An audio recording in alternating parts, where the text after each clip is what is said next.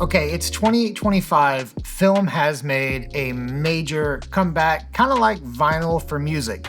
Maybe you've been a digital photographer that wants to get into film, or maybe you're starting photography for the very first time and you're choosing film to get started. Or maybe you just want to learn a little more about what it's like to shoot film and the entire process.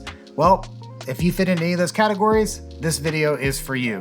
But before we get into all that, if this is your first time here, my name is Dave. I'm a photographer and filmmaker from the Bay Area of California. I hope you're watching this video from a place of peace in your life. I started this channel to empower and educate you, so be sure to subscribe if that resonates. And if you reach out with a comment, a DM, an email, or any other way you want to communicate with me, I will always try to respond because community comes first. So subscribe and join the community.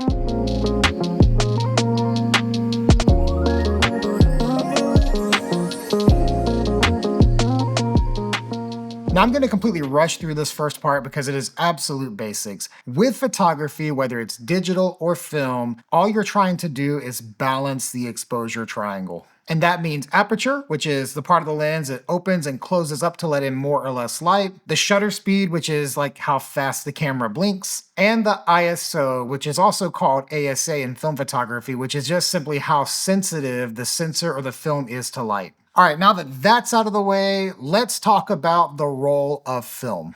So the biggest difference you're going to find between a film camera and a digital camera is that when you're shooting film, the film stock has a set ISO and that's it. With a digital camera, that ISO can vary and you can quickly turn a dial and change the ISO, but in film, what you have is what you have, and what you put into your camera is the ISO or ASA that you will be using. So that means that you have a limitation already when you're shooting film that you do not have when you are shooting digital. And because of that limitation, you have to choose the right film stock for what your camera can do with the amount of light that you are given. So like you wouldn't necessarily take Portra 800 out in the middle of a bright and sunny day, and you wouldn't shoot Ektar 100 in a dimly lit bar. I mean, I guess you could do those things, but it would be challenging on either end.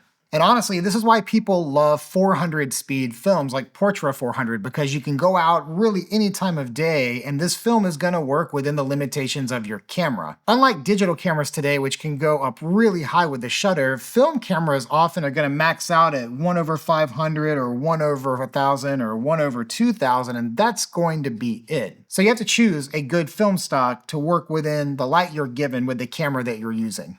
Additionally, film is going to be white balance right out of the box, whereas a digital camera can variate that white balance. Color film is typically going to be daylight white balanced or tungsten white balanced, and that means like if you were to shoot daylight white balanced under tungsten light indoors, your shots are going to be very orange. And if you take tungsten white balance and go shoot it in the middle of the day just without a warming filter or anything, your shots are going to be very blue. And again, that's because film is already set to a white balance and you don't get to control that in the camera. So now that we've talked about the role of film in film photography, which you'd think we could probably in here, but we can't, let's talk about the role of the camera body in film photography.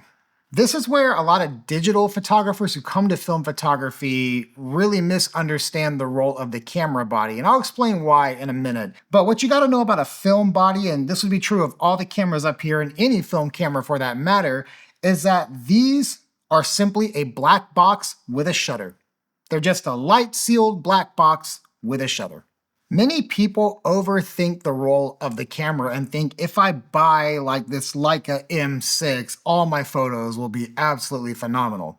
What's happening in the film inside the camera body on this Leica M6 is no different than this Minolta over here. It's going to be the exact same process inside the body of the camera. And yes, of course, there are different reliability issues across different cameras that are either mechanical or electronic. And of course, there's so many variables here with the body, but at the end of the day, your camera body plays zero role in how your film photos are going to look.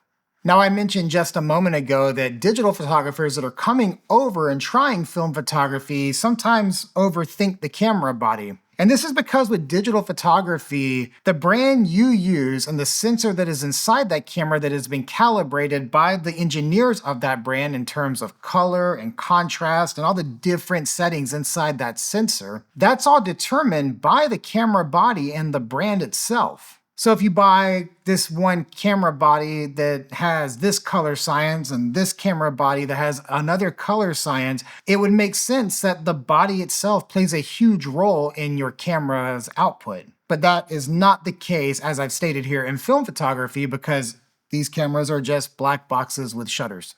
So now let's talk about the biggest factor in how your film photos are going to look. And yes, it's the film, obviously, in terms of how the film's gonna look, but the lens plays a massive, massive role in film photography. So why do I have a Leica M6 when I could just shoot this Minolta here if the body itself doesn't matter? Well, it's because of the lenses. Leica lenses, and this is a totally different video we can do another time, but Leica lenses have a wonderful character and color rendition and contrast that just looks fantastic. It's the look that I want when I shoot. So the only way I'm gonna be able to use Leica lenses is on a Leica M body. But let's say I prefer these Rokkor lenses, then Minolta would be my main way to shoot here, and I would need a Minolta body if I preferred the look of this lens. So really, film photography is about finding the lenses you want the look of and then getting the body to accommodate those lenses. Another great thing about shooting a Leica M6 and using this 35 Summilux that's on here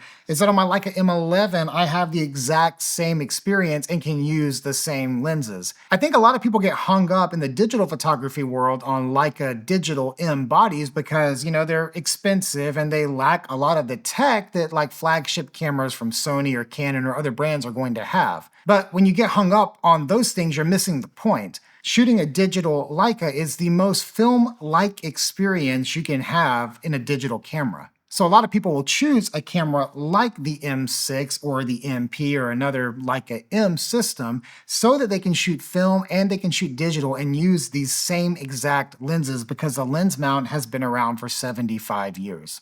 But let's talk about lenses in general a little more because I want to show you how much lenses actually affect the photo.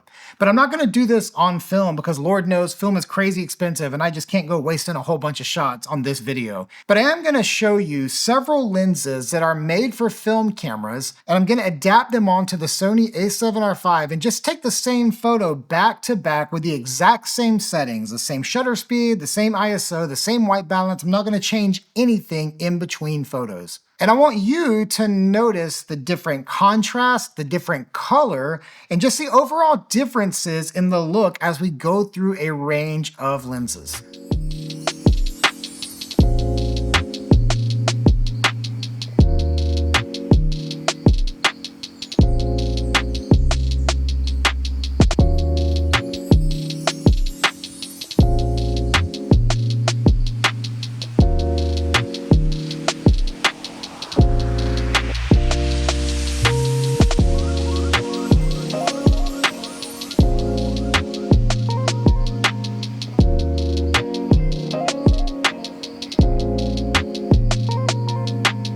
So I hope you can see now that lenses play a major role in film photography and is probably the number one thing you should consider if you're getting into film photography, like what lenses do I want to use? If I was to take my Leica M6 and put on a very low budget, poorly made lens, those photos are going to look like a low budget, poorly made lens. And they're not gonna look like Leica photos just because I shot them on the M6, because again, the M6 is just a black box with a shutter. So figure out what lenses you want to shoot on and then get the body that accommodates those lenses.